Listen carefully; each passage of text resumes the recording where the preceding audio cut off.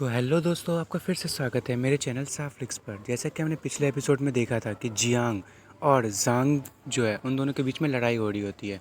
अब इस एपिसोड की शुरुआत में देखते हैं कि जो जांग है वो अपने भाले का यूज़ करते हुए जियांग पे अटैक कर रहा होता है और जियांग जो है वो उसे डॉज करने की कोशिश कर रहा होता है। तभी जो जांग है वो एक स्ट्राइक करता है अपने भाले का यूज़ करते हुए और जियांग ये देख के कहता है ये तो कितनी ज़्यादा ताकत है।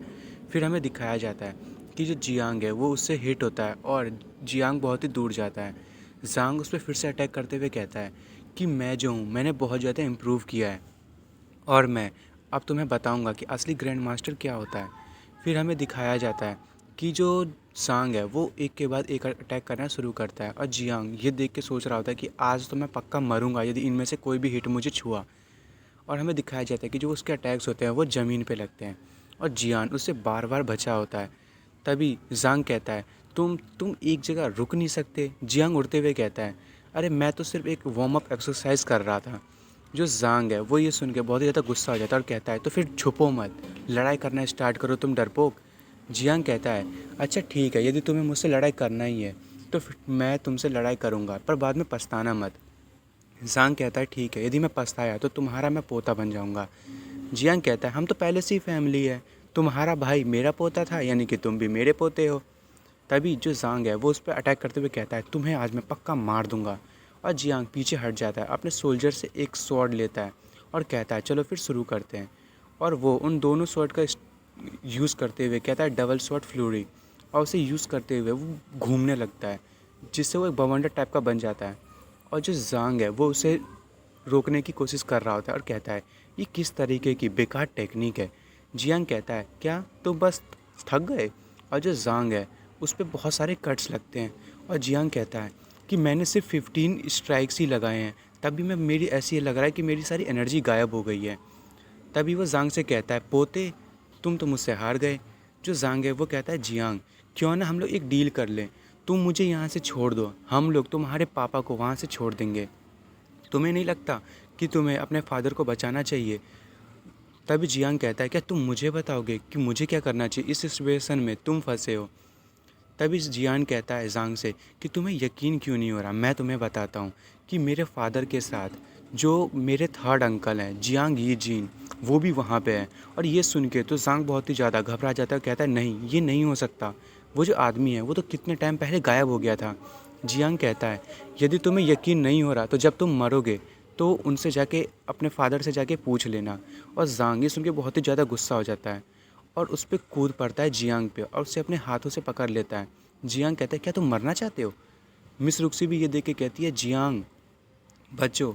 तभी उसके पीछे से जो जांग के साथ उसका मास्टर होता है वो उससे अटैक करने के लिए आता है और जांग जो है उसने जियांग का हाथ पकड़ा होता है और वो कहता है कि आज मैं तुम्हें किसी भी हालत में मार दूंगा, नहीं तो मैं मर जाऊंगा। और फिर हमें खून ही खून दिखाया जाता है और जो जांग होता है वो शॉक हो रहा होता है। फिर हमें दिखाया जाता है जो मास्टर है उसके सर में नुकीली टाइप की कील घुस गई होती है और हमें दिखाया जाता है कि जो जियांग है उसने अपने जो सोल पावर है उसका यूज़ किया होता है। और ये देख के सारे सोल्जर्स भी घबराने लगते हैं, कहते हैं ये कैसे पॉसिबल है, ये आखिर हुआ कैसे। जांग कहता है ये तो स्पिरिचुअल एनर्जी का यूज़ किया है इसने। मिस रुक्सी सोच रही होती है जियांग जो है वो स्पिरिचुअल एनर्जी से किसी भी चीज़ को हिला सकता है, वो भी सिर्फ एक बार सोच के। आखिर जो जियांग है वो आखिर है कौन और उसके पास कितने सारे सीक्रेट्स हैं। जांग कहता है कि तुम मुझे भले ही मार दो, पर तुम्हारे जो एनिमीज़ हैं वो बहुत ज़्यादा ताकतवर है। भले ही मैं तुम्हारा रियल एनिमी ना हूँ, पर ऐसे बहुत सारे लोग हैं जो तुम्हें मारने के लिए ज़रूर आएंगे। तुम उनसे कभी भी नहीं बच पाओगे और ना ही यान फैमिली को कभी बचा पाओगे, और तुम उन्हें और मिस रुक्सी को कभी नहीं बचा पाओगे। जियांग जो है वो अपनी एनर्जी का यूज़ करते हुए जो जांग है उस पर कई सारे कट्स लगाता है और जियांग कहता है कि तुम्हें इस चीज़ के बारे में सोचने की ज़रूरत नहीं है, मैं अपनी फ्यूचर के बारे में खुद ही सोच सकता हूँ। कोई भी मेरी ज़िंदगी में इंटरफेयर करने की कोशिश करेगा तो वो पक्का मारा जाएगा। फिर हमें दिखाया जाता है कि जो जांग है वो मर चुका होता है और जियांग उसी के सामने खड़ा होता है और वो जोर से अपनी स्वॉर्ड को ऊपर करते हुए कहता है कि हम लोग हमारी तलवार क्यों उठी थी। और उसके सारे सोल्जर्स कहते हैं सिर्फ जीत के लिए। और तभी जो मिस रुक्सी है वो जियांग के पास आती है और कहती है कि तुम्हारा बहुत बहुत धन्यवाद। जो जियांग है वो कहता है मैं तो तुम्हारा हस्बैंड हूँ, मुझे थैंक करने की ज़रूरत नहीं है। कोई भी स्वॉर्ड यदि तुम पे उठेगी तो सबसे पहले उस स्वॉर्ड को मेरा सामना करना पड़ेगा। पर अगर तुम मुझे थैंक यू करना ही चाहती हो तो बस मुझे एक बार हस्बैंड बोल दो। और मिस रुक्सी शर्माते हुए उसे एक बार हस्बैंड बोल देती है और जियांग उसे अपनी गोद में उठा लेता है और कहता है, वाह, तुम्हारे मुंह से ये सुन के बहुत ही ज़्यादा अच्छा लगा। वैसे तो तुम बहुत ज़्यादा लाइटर और सॉफ्टर हो, मैंने तो ये कभी बार सोचा भी नहीं था। मिस रुक्सी कह रही होती है, जियांग मुझे नीचे उतारो। और सारे सोल्जर्स कह रहे होते हैं, यंग मास्टर और यंग मिस कितनी ज़्यादा एक साथ खूबसूरत लग रहे हैं, जल्दी से आप हमें अपना एक बेटा दे दीजिए। जियांग खांसते हुए कहता है कि तुम लोग यहाँ पे बेकार की बातें करना स्टार्ट मत करो, चलो हमें अभी और लड़ाई करनी है। और वो मन में सोच रहा था, मेरी वाइफ अभी इसके लिए तैयार नहीं है, मुझे उसे और टाइम देना चाहिए। फिर हमें दिखाया जाता है जो जियांग है और मिस रुक्सी वो अपनी टीम को लेके ब्लैक विंड फोर्ट पे जा रहे होते हैं। तभी मिस रुक्सी कहती है कि जो जांग एंड लिन फैमिली है हम उनके बारे में क्या करने वाले हैं। जियांग कहता है तुम्हें उसकी चिंता करने की ज़रूरत नहीं है, मैंने सारी चीज़ प्लान कर ली है। आज जांग फैमिली और लिन फैमिली को हम इस दुनिया से मिटा देंगे। और वो हंस रहा होता है और मिस रुक्सी ये सुनकर थोड़ा सा गुस्सा हो जाती है और वहाँ से आगे बढ़ जाती है, क्योंकि उसे जियांग पे गुस्सा आया होता है कि वो उसे कुछ भी नहीं बता रहा। और ये देख के जियांग कहता है, हनी रुको, मुझे भी आने दो। तभी हमें दूसरे सीन में उस मास्टर को दिखाया जाता है जो उन सोल्जर्स के सामने खड़ा होता है और सोच रहा होता है, इसको इन लोगों को जिसने भी सिखाया है वो बहुत ही ग्रेट मास्टर होगा, इन लोगों को जो एरेज है वो भी बनाने आती है। फिर हमें अगले में दिखाया जाता है कि एक जगह पे बहुत ज़्यादा आग लगी होती है और सब लोग कह रहे होते हैं कि आखिर यहाँ पे आग कैसे लगाई, जांग फैमिली में यहाँ पे आग कौन आगे लगा गया।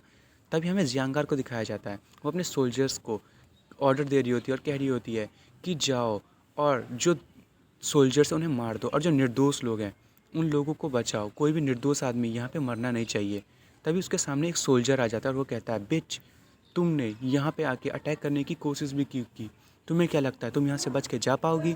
तभी जियांगार अपने हंटर का यूज़ करते हुए उसे मारती है और कहती है, चुप हो जाओ, मैं तुम्हें मार ही दूंगी और तुम्हारे मास्टर जो हैं वो भी अब तक मर चुके होंगे। उसके बाद हमें दिखाया जाता है जियांगार जो है वो कह रही होती है कि मास्टर आपने मुझे ट्रिक किया और आपने मुझे यहाँ भेज दिया और आप अपनी वाइफ के साथ कहीं और पे लड़ाई कर रहे हैं। ठीक है, मैं वापस जा रही हूँ और मैं आपसे बदला पक्का लूँगी। और वो वहाँ से निकल जाती है। फिर हमें जांग फैमिली के लीडर और लिन के पापा को दिखाया जाता है, वो दोनों भी जा रहे होते हैं और वो कहते हैं कि मैंने कभी नहीं सोचा था कि जो जांग फैमिली का थर्ड बेटा है वो वहाँ पे आ जाएगा, हम लोग तो बार बार बचे हैं।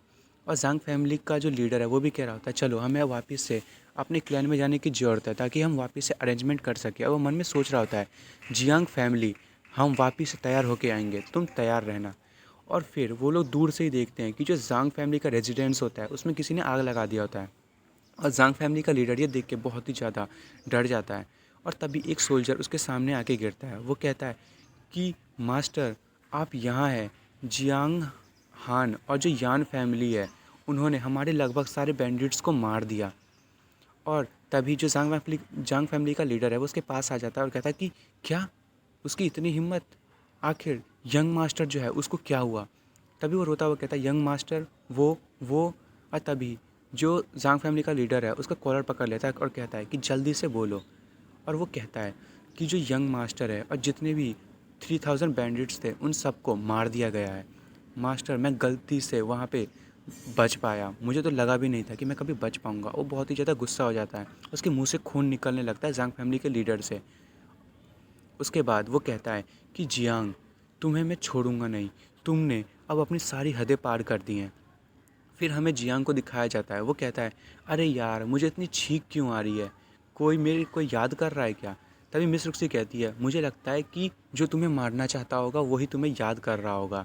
तभी जियांग कहता है कि हाँ, मुझे तो बहुत ही खुशी होती है कि जो लोग मुझे मारना चाहते हैं वो मुझे नहीं मार पाते। और वो कहता है कि मुझे तो लग रहा था कि मेरी वाइफ जो है वो आजकल मेरे बारे में बहुत सोच रही है, इसलिए मुझे छींक आ रही है। मिस रुक्सी कहती है, हाँ तुम आजकल बहुत ही मीठी मीठी बात करने लगे हो। तभी जियांग के जो फादर इन लॉ है वो वहाँ आते हुए कहते हैं कि मेरे पैसे कहाँ हैं, तुम्हें मुझे 3 टाइम्स ज़्यादा गोल्ड प्रोवाइड करने थे। जियांग कहता है कि मैं बैट लगा सकता हूँ कि मेरे फादर इन लॉ जो वो जीत चुके हैं, अब मुझे इतने पैसे देने की ज़रूरत नहीं है।